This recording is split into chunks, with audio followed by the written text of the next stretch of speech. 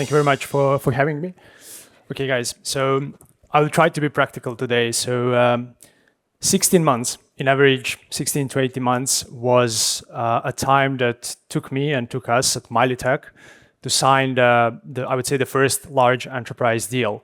And from the first contact with a potential champion until basically signing the contract. And during that time, in these 16 to 18 months, basically I had a different, I would say, challenges and objections that most of the startups today in the early stage, pre-seed, seed stage, until let's say Series A are facing. I had the people basically getting promoted, the people I was speaking with, the people I was trying to offer the product, sell the product, build a champion, etc. Getting promoted, new champions coming in, they don't know what we're doing. On the other side, investors asking why the revenue is not moving up. And I must admit, embarrassingly, in that time that during every Monday stand-up meeting that we have in terms of the objectives and key results, I had this feeling like we lost the deal. Successfully, we won a lot of those deals, of course, and but make me to realize, as Petra said, that it's not about the longevity of the sales cycle per se, it's about the point of view and the challenge you give to the client, how you build the client inside the company that sells for you, and basically about the relationship itself. And I always like to say that sales is about, it's like a golf. You can hit the ball and basically walk up and hit it again, or you can make it very complex. So my name is David, and I'm commercial director at Mily Tech. A brief of context before diving into the depth of the data and the tactics we used. What we are doing is basically a B2B SaaS. It's a platform for last mile delivery companies. So those are courier companies like GLS, for example, or postal organizations like Slovenian Post, and express companies that basically want to optimize their last mile network. That means that we founded the company in 2023 with the idea, because we faced the problem by ourselves when the package leaves the warehouse and goes to the end recipient. There are a lot of costs, a lot of optimizations that can happen. We were pissed off with basically, we didn't know when the package will arrive. I was not at home a lot of times, etc., etc. In 2023, a big move happened in the space where a lot of those logistics businesses basically start investing a lot of capex, especially in Europe, to build the last mile delivery network much optimized and efficient. That means that they want to be as close to their recipients as they can. And then they are analyzing different data like deliveries, like population density informations, socio-demographic information, etc., so they can place their lockers or basically pick up and drop off shops. I believe a lot of us basically order from Amazon to the locker. So what Mily Tech is doing is combining different data layers into one product, the one that I mentioned, helping those companies understand how to improve or how to expand their network efficiently.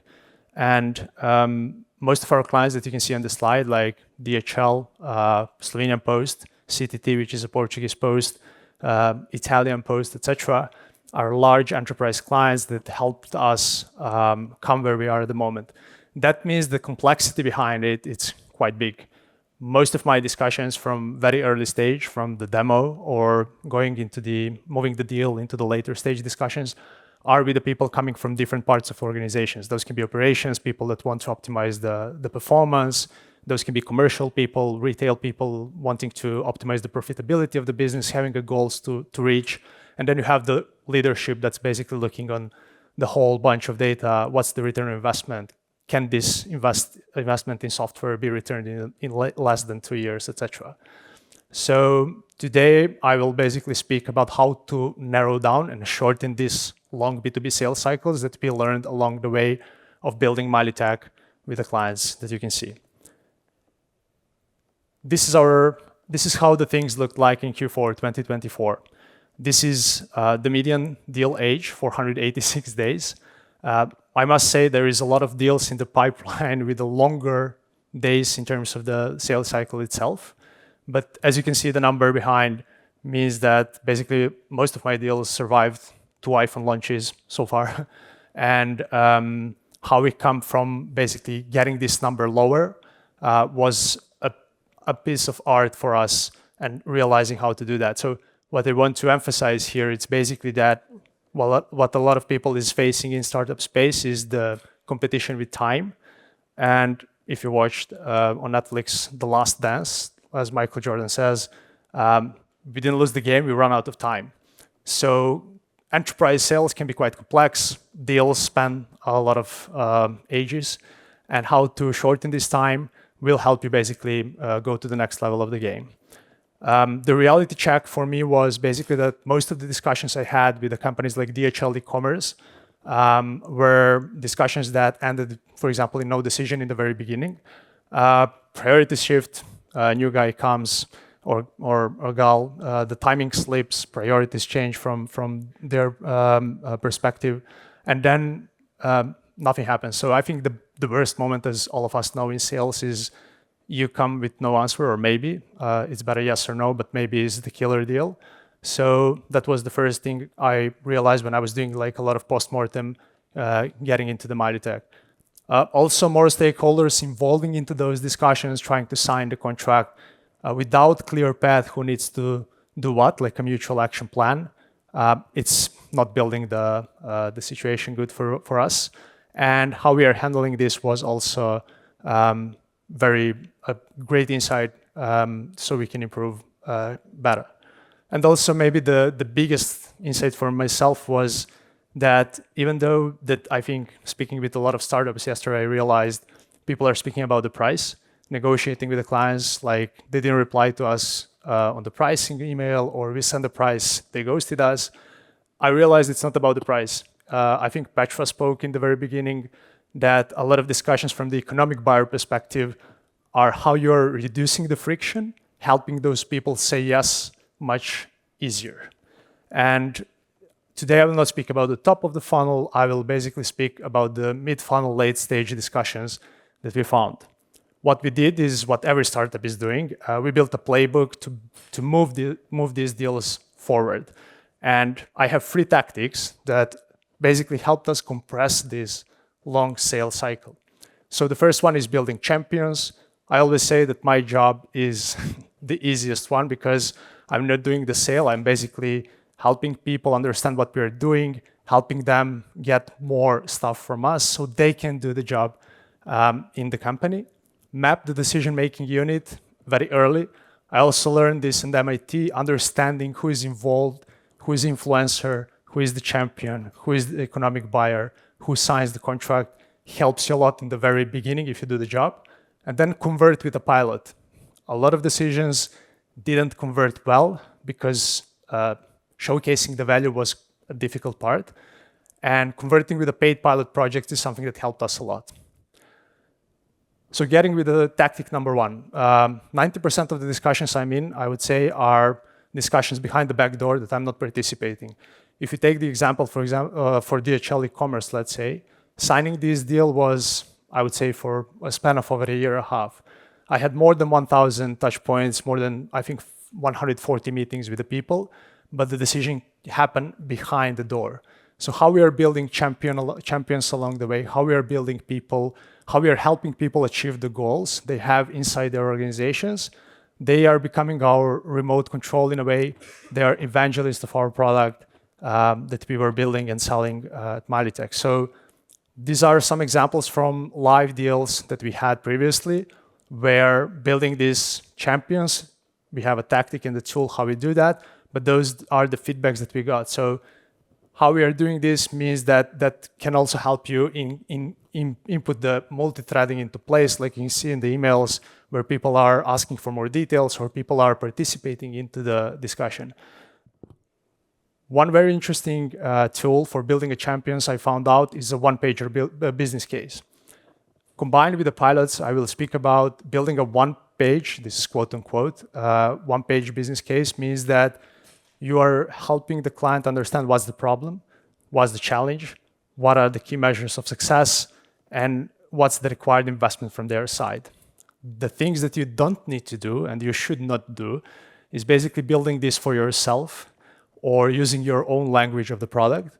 I think the best case here is the advice I have is basically building this with the champion itself. So if you identify a person in the company that wants to make change, that's interested in the product you're selling, bring this better early than late, and we'll help you basically understand how to focus to sign this deal faster. The 4 key parts here, as I mentioned, are the challenge, the problem, the challenge, the recommended approach, and what's the measures of success, the very important part, because if you cannot measure at the end the value that you're giving, it will be, for us, it showed out, it can be very difficult to sign the contract later. So step number 2, combined from the previous business case, is when I came in, there were no mapping of the who is doing what. So inside the organizations, there are a lot of people that are cheering for you to sign the deal. The biggest and most important one is the champion, but also who is signing the contract. Is there a threshold below that you can sign the contract that doesn't require the 5 layers of approval? Who is the evaluator of the deal? Who is the influencer? Who is the procurement? When do you are bringing procurement into the discussion? All of this popped up and the questions we had. And I started building the decision-making units. And this is one of the examples. It's a real example. It's just anonymized. But it's basically what I'm doing is before, or let's say after a demo, I'm trying to understand inside the business using different tools like Sales Navigator, who is doing what, and then who I need to bring into the discussions early so I can increase the speed of signing this deal.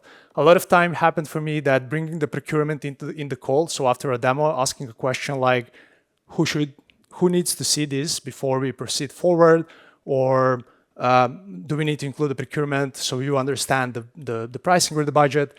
Helped me basically shorten the cycle and push the deal much faster.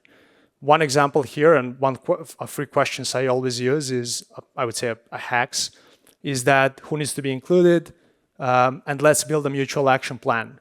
Making people, I would say, being owner of the decisions they make helps a lot, and also makes a timeline and deadlines that they need to come up with.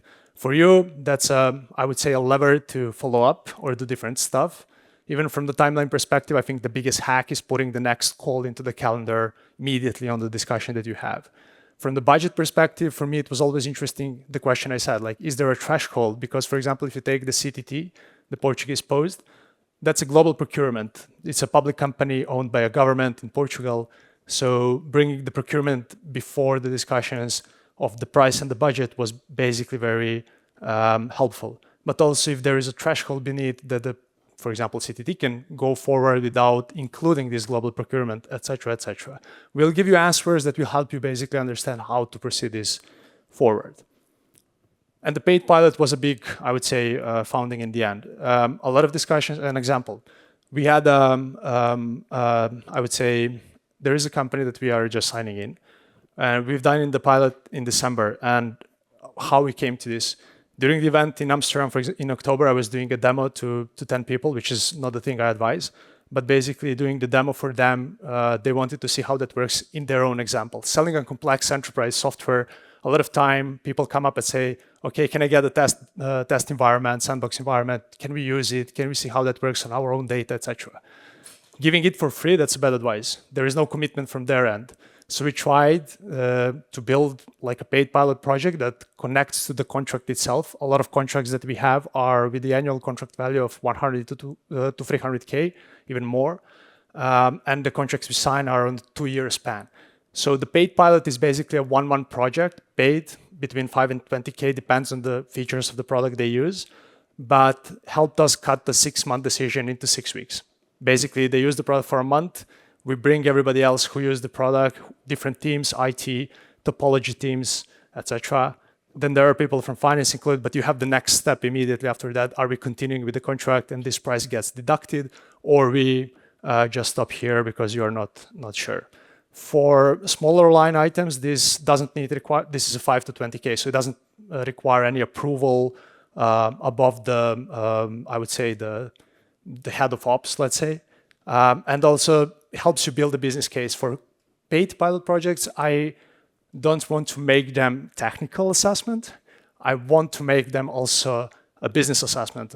So during the paid pilot, I'm using the one-pager business case, building the return on investment for the company, and basically showing after the pilot what they receive. It's much easier when people see it and they have the clear value to sign the contract faster.